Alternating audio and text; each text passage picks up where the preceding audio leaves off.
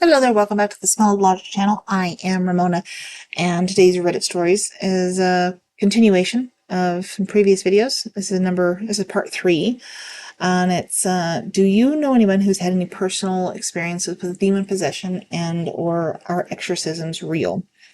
Pretty heavy topic, pretty dark, but interesting. And so here we go. Ready?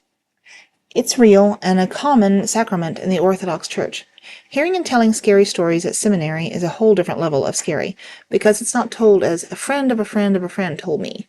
But my dad's a priest, and once someone came to him after buying a magic crystal and being tormented by a demon, and I think there was an exorcism. I also noticed it's more common in places like Indonesia, where people already take spiritual realities seriously, rather than being in a secular context where we don't really see or think of the spiritual. I think we often tend to just assume it to be some abstract reality, and that we'll maybe see after one day we die, and otherwise it won't affect us in any way.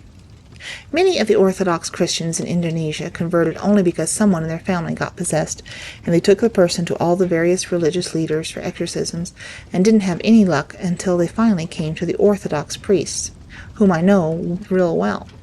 The exorcism that ensued is something straight out of the gospel, and upon the success, the whole village becomes Orthodox.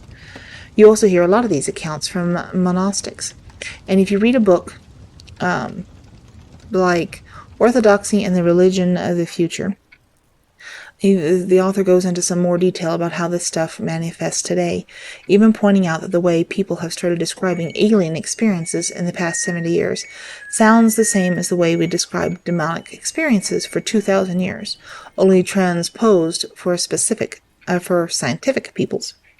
It's not great to speculate on these things, but my guess is that the devil would much rather us stay secular and passive, generally assuming the spiritual doesn't exist.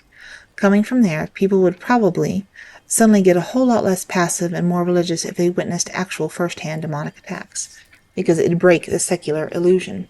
He probably needs to take a different tact on people that aren't secular in the first place. Do I believe there is a spiritual world? Absolutely. Is demon possession possible? Yes. But even coming from a super charismatic background, where people talk about demons and angel encounters on a near daily basis, I have never seen anything that resembles an actual demon possession. I have seen stuff that certainly isn't a demonic possession, where people claimed they were possessed. I'm not actually a skeptic. I just started noticing that there is a type of people who get possessed or claim to always see angels. They don't live their lives like people who encounter tangible evidence in the spiritual realm. I believe it happens. I just don't believe certain people. Personal anecdotes aren't a good place for a curious person to seek out the truth about the world. Even if they are real, I have faith in God, much more than any demons or spirits, so there is no real reason to be afraid of them. God is far more powerful than any demon or spirit. Yes, demons are real, as are exorcisms.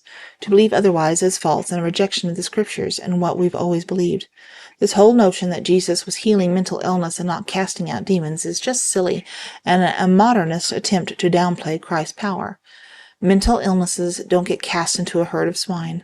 Mental illnesses don't have the same symptoms as demonic possession. The most experience I have had with demons is when a girl I played D&D with said she was being followed by something. She was always pretty unwell, but she said that she was spray painted a pentagram on her bedroom ceiling, so there was that. Exorcisms are real. Demons, however, aren't. I have known 3 exorcists, 2 now deceased. One acknowledged being an exorcist and said no more about it. The second one did likewise. The third one, who was still alive, said that his was incidental and not truly an exorcism. 3 girls attending a church camp began speaking the same thing at the same time. One of them lifted all the furniture in the room and tossed them against the door as if they weighed nothing. That third priest saw me reading a book about exorcism and told me his story. It wasn't like the movies, but the possessed girls acted as one. He separated them from each other, and they had camp attendees pray the rosary. That left one girl who was vicious and vile. She tried walking up the wall, but failed after reaching 90 degrees. The priest just prayed the rosary until the girl calmed down. He said this happened in the mid-'80s. He also told me to treat everything I read about possession exorcism with a big grain of salt. Some priest authors sought to buoy their careers with outlandish tales. Yeah, I don't think it's common in America, at least, but my best friend, before he became a Christian, was apparently possessed. My friend, who is a very honest person, and I believe is above reproach, and I don't think he has any reason to lie about this. Plus, there were other witnesses who confirmed this firsthand. I guess he was in college at the time, and he completely blacked out. This one friend told him later he was extremely agitated and acting extremely out of character. Apparently, he ripped a stop sign out of the ground. His parents came to his dorm later to check on him, and apparently he said some really nasty things about them, calling his mother a whore, which is not something he would have dared to ever do. I guess he fell asleep and then came to a few hours later. He told me this story years ago, so I probably left out some details. But I truly don't think he has any reason to lie about this. Sure if it is, but my cousin lives in a very different city, and he ran until he reached our house. We have no idea what to do or what happened, so my mom gave him some water and asked, and as he started drinking the water, after he finished drinking, he started chewing the glass. It was very weird and an interesting experience. In 2005, I started going to church, and I watched that movie, Passion of the Christ. Long story short, I remember being hit in the shower by a force, and after that I was stricken with phobias and fears. Couldn't go outside at night, etc. A few days later, I remember I had something hanging in my bedroom from the ceiling, and I was able to telekinetically move the object to spin it at will when I would look at it and wanted it to happen. I have witnesses say they saw me do it, a relative and his ex-girlfriend. I ended up losing touch with reality, and thank goodness I was placed into the psych ward before I could do anything to myself or anyone else that would permanently wreck my life. I got better and eventually chased college and became a paramedic for a number of years. I've been having a hard time one year and received a visit from Jesus in 2016 during a night while I was awake, and started going to church again in 2018. The demonic stuff started again, and the psych ward was just around the corner. I kept going to church and was sitting there one Sunday during all this mental and emotional suffering, and a random churchgoer stood up and shouted that there was a spirit of heaviness present. She proceeded to pray it away, out loud as swiftly as she could. I could feel less suffering in that moment, but once she shouted, "Jesus is Lord," I felt instantaneous relief and peace. The Father, the Spirit, and the Son are real. God bless you all. Demons are absolutely real, just not an idea 200 fallen angels expel from heaven onto the ground. In 2015, I suffered a bipolar manic episode, and there was another side of the coin. A supervisor at my work put a curse on me. I know who it was because this guy got extremely angry at me 2 times when he caught me talking with someone about the Bible. Another psychic co-worker told me I actually saw a dark figure following me. I ended up in jail for things I don't remember doing. I lost my job, my home, and my family. I know it was demon possession because I was doing things without being aware. After getting out of jail, I came across a book called 30 Years Among the Dead. An early 1900s doctor would bring mental patients to his home where his psychic wife would channel the earthbound spirits that were unknowingly possessing them. Once he explained their situation, they were able to move on. This is non-fiction. Well, I live in Las Vegas, Nevada, and if anyone here, they can help me please. My son has a demon in him, and I have seen it.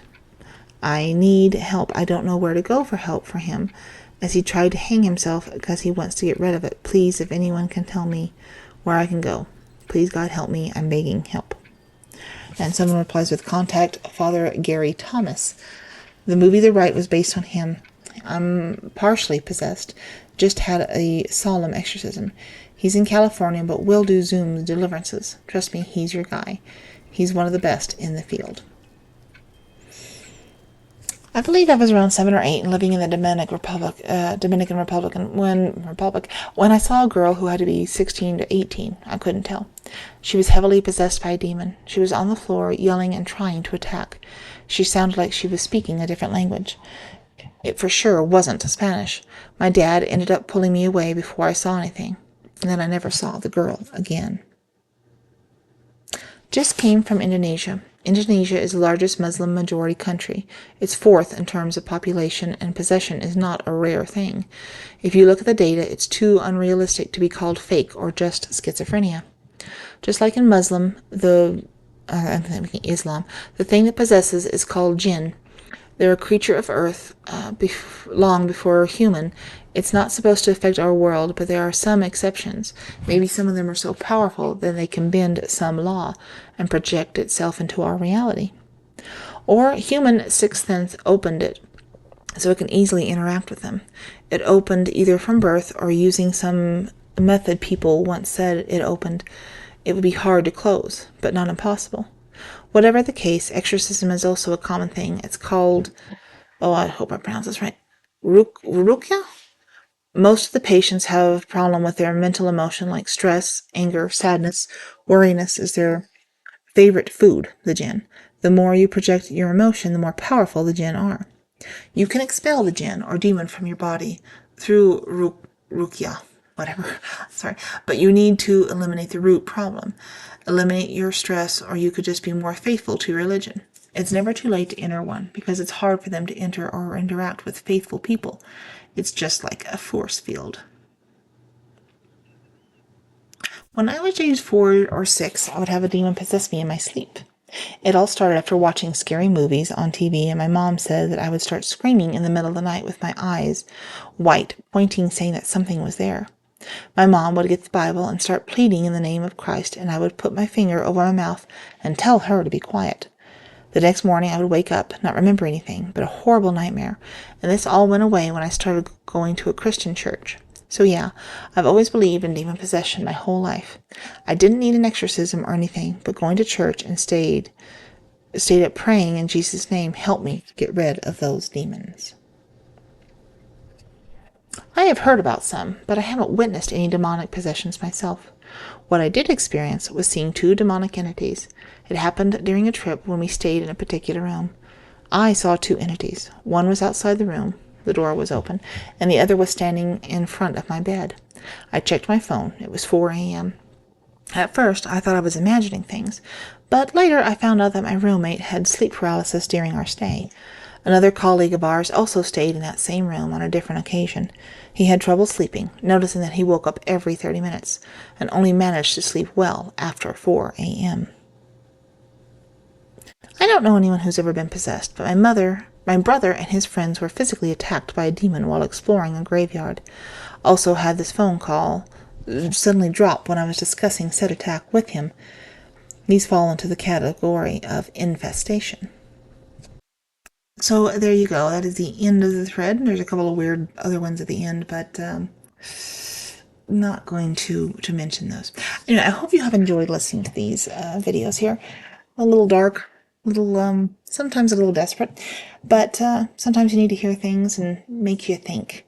Whether you believe in possession or not, whether you believe that exorcisms are real or necessary or not, these are people's experiences. At least we hope for the most part they're real. They're not just making things up. You never know. But anyway, I hope you have enjoyed listening to these videos. Please leave a like, maybe subscribe to the channel. Go check out some other videos, maybe some less depressing and heavy ones here. There's some lighthearted stuff on this channel as well. But if you are interested, I do write some novels stuff. There's mythological ones. There's a kids novel.